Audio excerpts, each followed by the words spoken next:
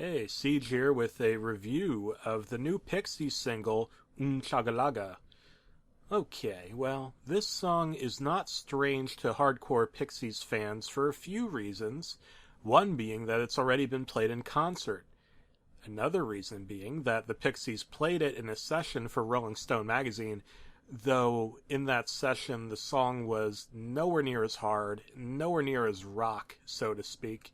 It was more laid back, stripped down, and it seems like this song has evolved and ended up in a different form since then, which is quite interesting. And that's the way you expect music to evolve as it's being written. You expect that change. You expect something to happen along the way from A to B.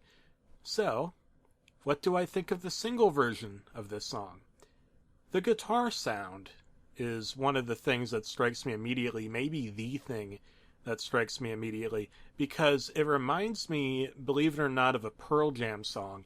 It reminds me of the song Spin the Black Circle. Now, Spin the Black Circle isn't one of the most popular Pearl Jam songs, though it was released as a promotional track. Spin the Black Circle, last I looked, isn't even in the top 30 most played Pearl Jam songs on Last FM, so it probably wasn't written with maximum commercial intention in mind. And Chagga Lagga, I think it's the same deal. It doesn't really sound like a single in the traditional sense. Now, I'm not going to quote any of the lyrics because you really should listen to the song rather than listen to someone just say Pixies lyrics, because they always, I mean, they're good, but they always sound better in the context of the song, so I'm not even going to do that. But what I'll tell you is these lyrics are quirkier and different in comparison to most of the indie Cindy stuff.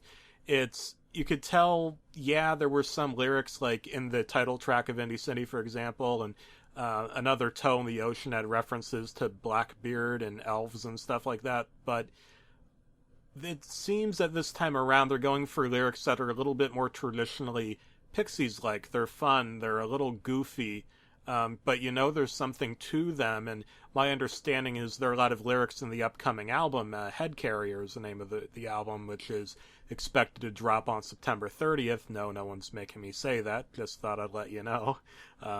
Anyway, yeah, these lyrics seem more classical Pixies in that way. They're unique, and I like Indie Cindy. I know that a lot of people, they don't much care for that opinion, but I did like it, and maybe I'll talk a little bit more about it before I wrap up this video. Now, Paz is officially a permanent member of the band. Of course, the longtime bassist of the Pixies was Kim Deal, who left the band without specifying why, and then Kim Shatuk was in the group, and it seems to me that she was dismissed. Either that or there were vibes that made it obvious that they wanted to move in another direction. I'm not entirely sure what happened there, but it came to an end.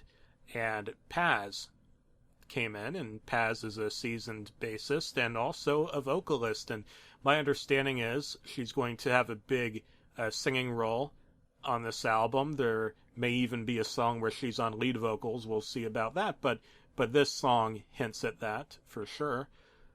Okay, so let's talk some more about how this track compares to past Pixies material, including Indie Cindy. I said I'd get to that, and here we are.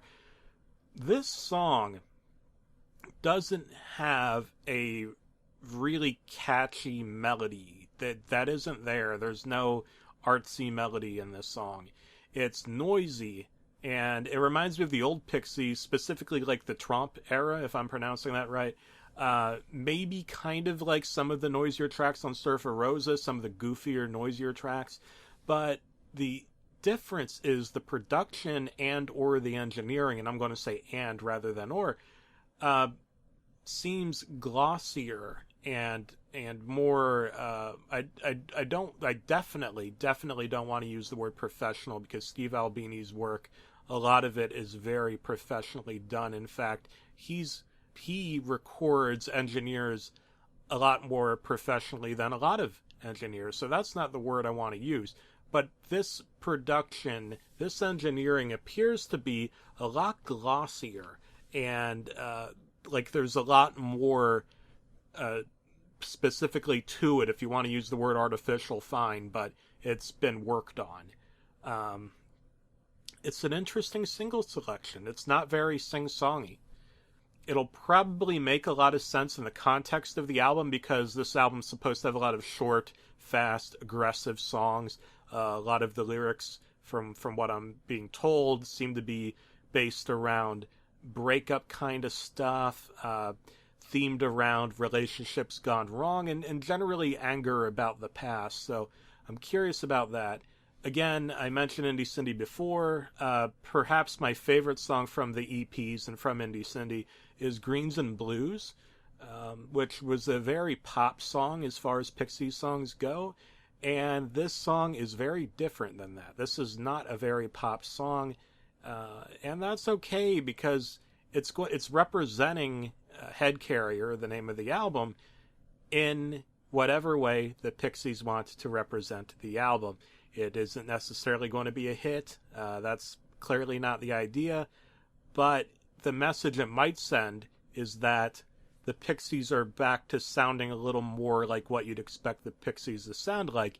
And if that's what you're looking for, then you'll be happy with this track.